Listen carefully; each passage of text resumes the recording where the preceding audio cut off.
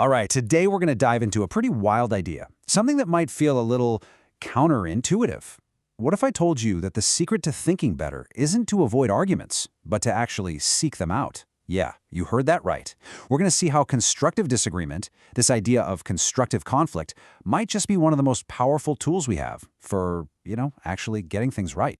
So let's kick things off with a real head-scratcher, a medical mystery from the 1950s that had doctors just completely stumped. See, back then, most diseases, well, they were linked to poverty, but this was totally different. There was this specific type of cancer, and the children dying from it were overwhelmingly from wealthy families. How does that even make sense? What could possibly explain such a strange and, frankly, tragic pattern? Okay, a doctor and a mystery. You see, the person who would crack this case, it wasn't some huge, well-funded research lab. Nope. It was one single, absolutely brilliant and pretty unusual doctor. Her name was Alice Stewart. So who was Dr. Alice Stewart? Well, she was a total trailblazer, you guys. I mean, think about it. This is the 1950s. Very few female doctors. And yet she becomes one of the youngest fellows ever elected to the Royal College of Physicians. On top of that, she was a working single parent, juggling her career and raising a family. And she was drawn to this brand new science called epidemiology, basically the study of patterns in disease. Just an absolute force. So Alice knew that if she wanted to make a real mark, she couldn't pick an easy problem. She had to go after something tough, something nobody else could figure out. And what problem was harder or more heartbreaking than this mysterious rise in childhood cancers? That's what she decided to tackle. And get this, her resources were, well, they were next to nothing. She received a grand total of £1,000 for all of her research. That's it. This meant she had exactly one shot to get her data. One. There was absolutely no room for error, so she had to design this perfect questionnaire, asking about everything you could possibly imagine, from what the kids ate, to what kind of candy they liked, to when they started school. Everything. Okay, a truth no one wanted. This was, it was a literal needle in a haystack search. But then, as the data started to trickle in, something happened. And here it is. Children who had died of cancer, they were twice as likely to have had mothers who were x-rayed while they were pregnant. The connection was just undeniable. It was a statistically perfect finding. The only problem? It flew directly in the face of everything the medical world believed to be true at the time. Just look at this. The data was so clear. A clean 2-to-1 correlation. You really couldn't argue with the numbers themselves. But that was the issue, wasn't it? People could argue with the conclusion. And believe me, they would. So why was this so controversial? Why didn't everyone just accept the data? Well, you got to understand, this was a truth nobody wanted to hear. First, the entire medical establishment was convinced that tiny, low doses of radiation were perfectly safe. Second, the X-ray was like the hot new tech of the day. Everyone was excited about it. And maybe most importantly, this idea challenged the core belief of doctors, that they were there to help, never to harm. So what happened next? Well, Alice published her findings in 1956 in The Lancet, one of the most prestigious medical journals in the world. The data was right there, out in the open for everyone to see. And yet, it took 25 years, a full quarter of a century, before the US and the UK officially stopped X-raying pregnant women. Think about that. For 25 years, this evidence was just ignored. This just goes to show you, right? Openness, just having the data out there, it's not enough to actually make change happen. Which leads to the real question here. For 25 years, while she was basically fighting the entire medical establishment, how on earth did Alice Stewart stay so confident that she was right? All right, the secret. Constructive conflict. The answer to how she knew she was right? It wasn't in more data. It wasn't in fancier charts. It was in her partnership. This really unique and powerful partnership with a statistician named George Neal. He was her secret weapon. And let me tell you, what a pair these two were.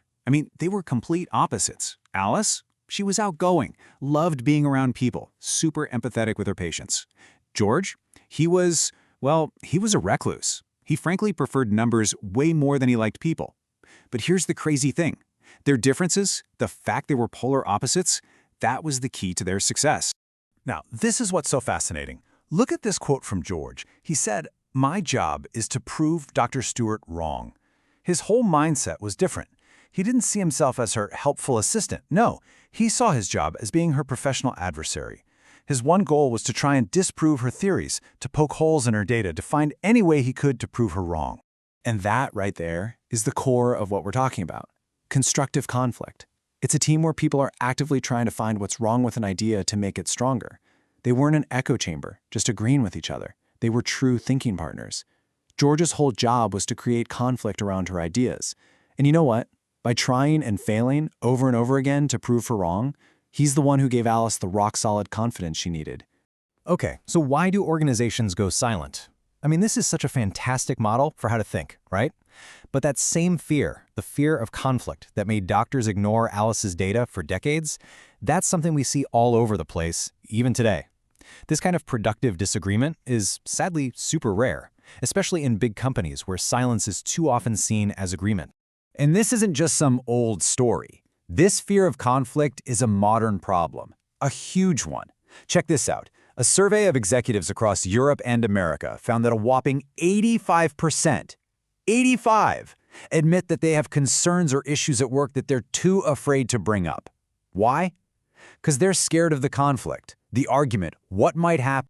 Let's look at a more modern example to see how this plays out. Let's talk about a guy named Joe. He's an executive at a medical device company, and he had this nagging feeling, this deep worry that a new product his team was developing was just too complicated. He was genuinely afraid it could end up hurting the patients it was supposed to help. But what did he do? He kept quiet. He was scared he'd look stupid because, he looked around the room and nobody else seemed worried. But eventually, that feeling, that fear of what might happen if he didn't speak up became bigger than his fear of conflict. So he finally did it. He spoke up. And guess what? He discovered everyone in the room had the exact same doubts. And that one moment of courage, it opened the floodgates. The team started debating, they problem-solved, they fixed the device, and Joe, he wasn't just some guy in the corner anymore. All right, so how do we dare to disagree? Because the big takeaway here is that this isn't just about being argumentative for the sake of it. No way. This is a skill. Constructive conflict is something we can all learn, something we can practice so that we and the people we work with can do our absolute best thinking. So how do we actually do this? A few key things. First, you have to seek out difference. Just like Alice found her perfect opposite in George, we need to find people who aren't like us. People with different backgrounds, different ways of looking at the world. We have to fight that urge to just surround ourselves with people who agree with us. Second, this takes patience and energy. It's about genuinely trying to understand, not just trying to win. And third, and this one's huge, you have to be prepared to change your own mind. And this is why this whole thing matters so much. Think about it. The biggest catastrophes, the biggest mistakes, they usually don't happen because of some secret hidden information. They happen because the information was right there, out in the open, and we were willfully blind to it. When we dare to break that silence, when we dare to create that constructive conflict, that's when we let ourselves and everyone around us actually think. The truth can't set us free if we don't have the courage to actually engage with it. Because you see, openness isn't the end, it's just the beginning.